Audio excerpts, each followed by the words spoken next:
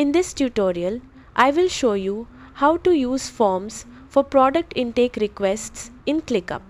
First, open ClickUp and log into your account. Go to your team space where you want to create the form. Click the plus button. Select Form. Choose Use Template. Search for Project Intake. Select the intake form template. Click Use Template. Your form will now be created. Review the existing fields in the form. Customize the fields as needed. Add details like project name, priority, or deadlines. Rearrange or remove fields to fit your workflow. Click Preview to check how your form looks.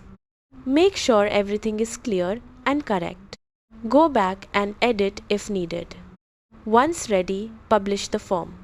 Copy the form link. Share it with your team or clients.